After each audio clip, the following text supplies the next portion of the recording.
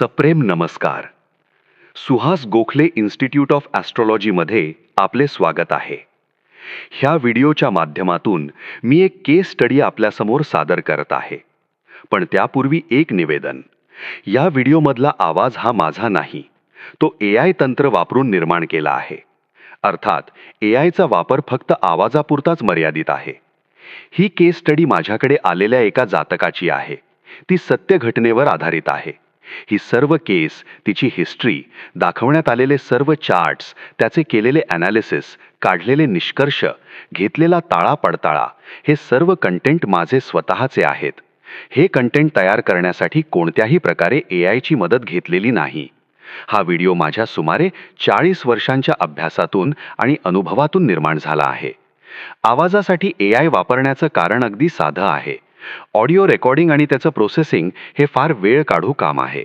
सध्या प्रकृती अस्वास्थ्यामुळे हा ताण घेणे मला शक्य नसल्याने केवळ नाईलाजाने हा पर्याय निवडला आहे. AI तंत्राने निर्माण केलेला आवाज वगळता हा व्हिडिओ कोणत्याही अंगाने AI जनरेटेड व्हिडिओ नाही. व्हिडिओतला आवाज AI निर्मित आहे म्हणजे सगळा व्हिडिओच AI जनरेटेड असणार असा कोणाचा गैरसमज होऊ नये म्हणून हा खुलासा करावा लागत आहे. धन्यवाद. व्हिडिओ पुढे चालू. आपण अभ्यासात आहोत एक उत्कंठावर्धक केस स्टडी, ज्युएल थीफ. या केस स्टडीच्या पहिल्या भागात आपण पाहिले की अरुणाच्या अंगठीतला मौल्यवान हिरा हरवला होता. हिरा ऑफिसमध्येच कुठेतरी पडला असावा असा अरुणाचा तर्क होता. तिने आपल्या सहकाऱ्यांच्या समवेत साऱ्या ऑफिसमध्ये शोध घेतला, पण हिरा काही सापडला नाही. अरुणाच्या पतीने म्हणजे सुजयने भेट म्हणून दिलेला हिरा एक साधासुधा हिरा नव्हता.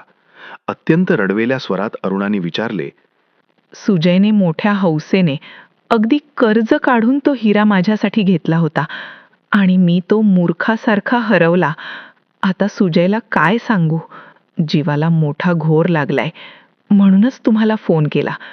तुम्ही काही अंदाज देऊ शकाल का? मी तिला मदत करायचे ठरवले.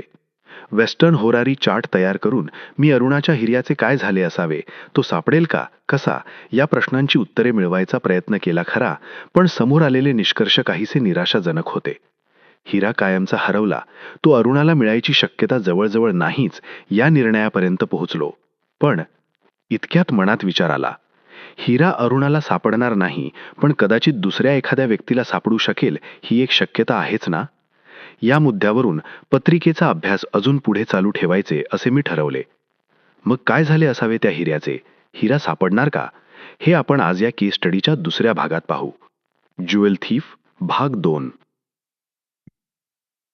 प्रश्नकुंडलीच्या आत्तापर्यंतच्या अभ्यासावरून आपण अंदाज बांधला आहे की हिरा ऑफिसमध्ये बॉसच्या केबिनच्या आसपास, कॉन्फरन्स रूम, चहा कॉफीची vending machines, microwave oven, gas burner, heaters असलेल्या भागात पडला असण्याची मोठी शक्यता आहे.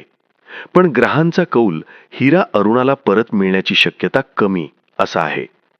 खरे तर या टप्प्यावर केस बंद करता आली असती, पण कुंडलीचा पूर्ण अभ्यास झाल्याशिवाय आणि सर्व शक्यतेचा विचार झाल्याशिवाय तसे करणे मला प्रशस्त वाटत नाही. मी विचार करू लागलो, या हिऱ्याचे नेमके काय झाले असावे. आजच्या क्षणाला तो हिरा अरुणाजवळ नाही, हे तर निख्खळ सत्य आहे. मग हिरा गेला कुठे? एकतर तो हरवला, म्हणजेच अरुणा म्हणते तसा तो अंगठीतून निखळून पडला असेल.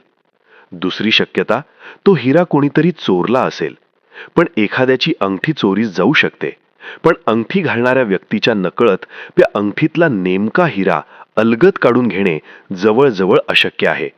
तसा कोणताही प्रयत्न झाला असता तर तो अरुणाच्या लक्षात आल्याशिवाय राहिला नसता. हिरा अंगठीतून निखळून पडला आहे आणि हे अरुणाच्या ऑफिसमध्येच घडले असावे. अरुणाने तो हिरा शोधायचा प्रयत्न केला आहे, पण हिरा सापडला नाही. पण अरुणाला हिरा सापडला नसला तरी तो हिरा दुसऱ्या कोणाला तरी सापडू शकतोच ना. बस, ही एक शक्यता अजून आपण तपासली नाही. तेव्हा हिरा दुसऱ्या व्यक्तीला सापडण्याची शक्यता आहे का, ते एकदा तपासावे असे ठरवले. आपण हिरा कोणा दुसऱ्या व्यक्तीला सापडला का ते तपासणार आहोत. होरारीमध्ये अशी तिराईत किंवा परकी व्यक्ती किंवा चोर हे सप्तम स्थानावरून पाहिले जाते. सप्तमेश आणि सप्तमातले ग्रह त्या तिराहित व्यक्तीचे प्रतिनिधित्व करतात. जर चोरीची शक्यता वाटत असेल तर बुध हा चोराचा नैसर्गिक प्रतिनिधी देखील विचारात घ्यावा लागतो. सप्तम स्थान वृषभेवर चालू होते. शुक्र सप्तमेश आहे. मंगळ, अरुणा, चंद्र, हिरा आणि बुध, चोर हे तिघेही सप्तमातच आहेत. इथे पहा, हरवलेल्या वस्तूचा प्रतिनिधी चंद्र सप्तमात आणि बुध जो चोराचा प्रतिनिधी पण सप्तमात, म्हणजे हिरा नक्की कोणाला तरी सापडणार. सप्तमातल्या ग्रहांचा विचार करता मंगळ हा अरुणाचा प्रतिनिधी म्हणून बाद, चंद्र हरवलेल्या वस्तूचा नैसर्गिक प्रतिनिधी म्हणून तोही बाद करायचा. शुक्रही हरवलेल्या वस्तूचा प्रतिनिधी असल्याने त्याला सोडून देता येईल. आता एकटा बुध राहिला आहे, त्यातही तो चोराचा नैसर्गिक प्रतिनिधी, त्यामुळे या बुधावरच जरा लक्ष केंद्रित करूया. या बुधाकडे लक्षपूर्वक पाहिले असता हे लक्षात येते की चोराचा सिग्निफिकेटर बुध 11 वृषभ 37, हा हरवलेल्या वस्तूचा प्रतिनिधी गुरु 12 सिंह 48 याशी अगदी लवकरच 1 डिग्री फक्त केंद्रयोग करत आहे. तसेच सप्तमेश शुक्र परक्या व्यक्तीचा सिग्निफिकेटर डबल रोल 10 मिथुन 21 हा हिऱ्याशी म्हणजेच गुरु 12 सिंह 48 याशी अगदी लवकरच 2 डिग्रीजनी लाभयोग करत आहे. ही 2 कन्फर्मेशन सांगतात की तो हिरा एका परक्या व्यक्तीला सापडणार आहे. हे ठीक आहे, पण आता प्रश्न उरतो तो हा की ती व्यक्ती तो हिरा अरुणाला परत करेल का? तसे व्हायचे असेल तर मंगळ, अरुणा आणि गुरु हिरा यांच्यात कोणता तरी योग व्हायला हवा. पण आपण आधी पाहिल्या तसं असे योग होत नाहीत. मी पत्रिकेकडे जरा निरखून पाहिले आणि काय आश्चर्य, असा योग होत आहे. बुधाच्या माध्यमातून मंगळ, अरुणा आणि गुरु हिरा यांच्यात योग होत आहे. याला ट्रान्सलेशन ऑफ लाईट असे म्हणतात. हे कसे होते? However, there is one way in which a contact can still occur, and that is when a third and swifter planet aspects first one significator and then the other. We then say that the third planet translates light from one to the other. Very often, this third planet represents a third party who gives voluntary help, or it may represent favorable circumstances. Some astrologers restrict translation of light to the moon. This is not so strange, because among other things, the moon is always the fastest moving, that the moon is quicker than the 2 significators. However, it is always possible for some other planet to be moving faster than the 2 significators. बुध, मंगळ आणि गुरु यांची मूळची स्थिती अशी आहे. समजायला सोपं जावं म्हणून पत्रिकेतले इतर सर्व ग्रहांचे डिटेल्स पुसले आहेत. बुध सध्या 11 वृषभ 37 वर आहे. बुध फक्त 1 डिग्री 11 मिनिटे पुढे सरकून 12 वृषभ 48 वर आला की तो हरवलेल्या वस्तूचा प्रतिनिधी गुरु 12 सिंह 48 याशी केंद्रयोग करत आहे. हिरा त्या परक्या व्यक्तीला सापडणार. हा योग झाल्यानंतर बुध पुढे सरकून वृषभेत 14-34 वर आला की तो मंगळाशी युती करेल आणि तो गुरु आणि मंगळामध्ये ट्रान्सलेशन ऑफ लाईटच्या माध्यमातून योग घडवून आणेल. हिरा अरुणाला परत मिळणार. ट्रान्सलेशन ऑफ लाईटची महत्वाची अट, हे दोन्ही योग करत असताना मांडवलीवाल्या ग्रहाने मांडवलीत नसलेल्या इतर कोणाही ग्रहाकडे कसलाही योग करता कामा नये. ही अट पूर्ण होते कारण बुध इतर कोणाशी कसलाही योग करत नाही. याचाच अर्थ असा होतो की हिरा प्रथम त्या परक्या व्यक्तीला सापडणार आणि नंतर त्या व्यक्तीकडून अरुणाला मिळणार. गुरु, हिरा आणि मंगळ, अरुणा दोघेही केंद्रातच असल्याने घटना झटपट घडणार. गुरु आणि मंगळ अगदी नुकतेच केंद्रयोगातून अलग झाले आहेत. हिरा हरवला, त्याला आता 2 डिग्रीज झाले आहेत. हिरा अरुणा ऑफिसमध्ये आल्या आल्या तिने घेतलेल्या सकाळच्या पहिल्या कॉफीलाच हरवला असणार. बुधाला गुरुशी योग करायला अवघी 1 डिग्री लागणार आहे. नंतर बुध 3 डिग्रीज पुढे सरकून मंगळाशी युती करणार आहे. म्हणजे साधारण पुढच्या 3 दिवसात हिरा अरुणाला परत मिळण्याची मोठी शक्यता आहे. आता प्रश्न उरतो तो हा की ती परकी व्यक्ती कोण असू शकते. अर्थातच ही परकी व्यक्ती अरुणाच्या ऑफिसमध्ये काम करणारी व्यक्ती असणार. पण अरुणाच्या ऑफिसमध्ये अनेक जण काम करत असतील, मग यातली नेमकी व्यक्ती कशी हेरायची? आपण जरा तर्क करू. एक लक्षात आले आहे की हिरा अरुणाला मिळण्याबाबतीतले कौल काहीसे प्रतिकूल आहेत. शनीची द्वितीय स्थानातली उपस्थिती पण हेच सूचित करत आहे की हिरा मिळण्यात अडथळे, विलंब लागू शकेल. आता जर अरुणाचे टीम मेंबर्स, अरुणाचा बॉस व इतर अधिकारी वर्ग, ऑफिसमधले इतर सुशिक्षित कर्मचारी अशांपैकी कोणाच्या नजरेत हा हिरा आला तर तो अरुणाला लगेच मिळू शकेल. पण ऑफिसमधले कंत्राटी कामगार, कार ड्रायव्हर्स, सफाई कर्मचारी, सुरक्षा रक्षक यांपैकी कोणाला तो हिरा सापडला तर तो परत देताना खळखळ होण्याची शक्यता आहे. हिरा कोणाला सापडला तरी तो सहजासहजी अरुणाला परत मिळणार नाही असे संकेत आहेत. याचा अर्थ ज्या व्यक्तीला हिरा सापडेल तो हिरा अरुणाचा आहे हे माहिती असताना सुद्धा ती व्यक्ती तो हिरा स्वतःकडेच ठेवायचा प्रयत्न करेल. म्हणजे ही एक प्रकारे चोरीच म्हणावी लागेल. त्यामुळे चोराचा नैसर्गिक प्रतिनिधी जो बुध आणि तो स्वतःच मांडवली पण करणार आहे. फक्त त्याचाच विचार करावा लागेल. चोराचे वर्णन जेव्हा करावयाचे असते तेव्हा चोराच्या प्रतिनिधीपेक्षा सप्तमेशाला जास्त महत्त्व द्यावं. त्याचवेळी बुधाचा डिस्पोजिटर, बुधाचा राशी स्वामी पण बघावा लागतो. शुक्र सप्तमेश आहे आणि बुध वृषभेत असल्याने बुधाचा डिस्पोजिटर शुक्रच आहे. म्हणजे एकट्या शुक्राचाच विचार करणे योग्य. शुक्र म्हणजे ती परकी व्यक्ती एक स्त्री असण्याची शक्यता आहे. शुक्र अष्टमात आहे. अष्टम स्थान सांडपाणी, गटारे इत्यादी.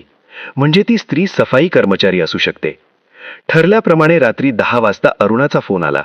मी तिला सांगितले, हिरा ऑफिसमध्ये बॉसच्या केबिनच्या आसपास कॉन्फरन्स रूम, चहा कॉफीची vending machines, microwave oven, gas burner, heaters असलेल्या भागात पडला असल्याची मोठी शक्यता आहे. हिरा 1-2 दिवसात ऑफिसमधल्या कोणाला तरी, खास करून एखाद्या स्त्री सफाई कर्मचाऱ्याला सापडण्याची शक्यता आहे. त्या व्यक्तीची चौकशी केल्यास त्या व्यक्तीकडे हिरा सापडण्याची शक्यता नाकारता येत नाही. अरुणाचे हुंदके थोडा वेळ ऐकून घेऊन शेवटी मी तिला समजावले, ज्योतिष हा एक अंदाजच असतो. सगळे असेच होईल असे नाही, पण काही हिंट्स, क्लूज नक्की मिळाले आहेत. त्या आधारे शोध घेतल्यास कदाचित हिरा सापडेमही, कोण सांगावे. अरुणाने दुसऱ्या दिवशी मी सांगितलेल्या सर्व ठिकाणी पुन्हा तपासले. हिरा सापडला नाही. अरुणाच्या ऑफिसमध्ये 2 सफाई कर्मचारी होते. त्यात एक स्त्री होती.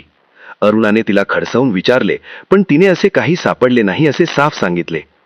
अरुणाने तिच्या बॉसच्या मदतीने ऑफिसच्या सफाईच्या वेळेचे सीसीटीव्ही फुटेज रोजच्या रोज तपासायला सुरुवात केली. 2 दिवसांनंतरच्या एका क्लिपमध्ये कॉफी वेंडिंग मशीनच्या जवळ ती स्त्री कर्मचारी सफाई करताना खाली वाकून काही उचलताना दिसली. पण ती स्त्री पाठमोरी दिसत असल्याने तिने नेमके काय उचलले ते स्पष्ट होऊ शकले नाही. अरुणाच्या बॉसने त्या स्त्री सफाई कर्मचाऱ्याकडे बरीच चौकशी केली, पण कशालाच ती बाई बदली नाही. तिने खाली वाकून काही उचलले, ते वाकून उचलले तो कागदाचा एक कपटा होता, हिरा वगैरे नाही असे निक्षूनच सांगितले. अरुणाने त्या स्त्री सफाई कर्मचाऱ्यावर संशय ठेवत पोलीस कंप्लेंट केली. पोलिसांनी ते सीसीटीव्ही फुटेज बघून त्या स्त्री सफाई कर्मचारी बाईची त्यांच्या पोलिसी खाक्याने चौकशी केली. शेवटी ती महिला कबूल झाली. हिरा अरुणाला परत मिळाला. हिरा है सभी के लिए. नमस्कार, मी गोदावरी. लोक मला गोदा मावशी म्हणून हाक मारतात. मिनी पुन्हा रजेवर गेली. मग कामं कोण करणार? त्या मी याला विठोबाला काम सांगण्यात काही अर्थ नाही. दिवसभर नुसता रील्स बघत लोळत पडलेला असतो. कसल्या कामाचा नाही तो. मग भाऊंनी मला सांगितले, गोदा मावशी आता तुम्हालाच करावे लागणार हे काम. आता सांगा, माझे काय वय आहे असली कामं करायचे? मोतीबिंदू झालाय, डोळ्याला दिसत नाही. त्यात ते AI का काय म्हणतात ते कसे झेपणार हो या वयात? पण भाऊ म्हणाले, मग काम करायलाच हवे. जसे जमेल तसे करते मी, पण आता गात्र थकली हो माझी. काही चुकले असेल तर क्षमा करा या गोदा मावशीला. शेवटी अरुणाला तिचा हरवलेला हिरा परत मिळाला. भाऊंनी अगदी अचूक हुडकून काढले त्या हिऱ्याला. भाऊ सध्या अशा अनेक केस स्टडीजवर काम करत आहेत. लवकरच त्या तुम्हाला पाहावयास मिळतील. माझे काम झाले. मिनी परत आलीये. तिच्याकडे कामाचा चार्ज देऊन बसते आता हरिहरी करत. पोरांनो, आता एक सांगू का? या म्हातारीचे ऐकाल का जरा? आपणा सर्वांना एक नम्र विनंती. आपल्याला हा व्हिडिओ आवडला असेल तर व्हिडिओला लाईक करा, या चॅनलला सबस्क्राईब करा, व्हिडिओ शेअर करा, व्हिडिओला कमेंट द्या. आपले असे प्रोत्साहन मिळाले तरच सुहासजींना असेच नवे नवे दर्जेदार व्हिडिओ आपल्यासमोर सादर करायची प्रेरणा मिळेल. सुहासजी नेहमी म्हणतात, गोदा मावशी बघा, आपण इतके चांगले व्हिडिओ बनवतो पण त्यांना फारसा प्रतिसाद मिळत नाही. काय चुकते आहे हेच कळत नाही. वाटते कशाला हे व्हिडिओ बनवत बसायचे. खरं आहे ते, पण निदान इथून पुढे तरी आपण हात आखडता घेऊ नका. आपली एक एक लाईक, आपली एक एक कमेंट आमचा उत्साह वाढवेल. तर पुन्हा भेटूया पुढच्या व्हिडिओमध्ये. धन्यवाद आणि शुभेच्छा.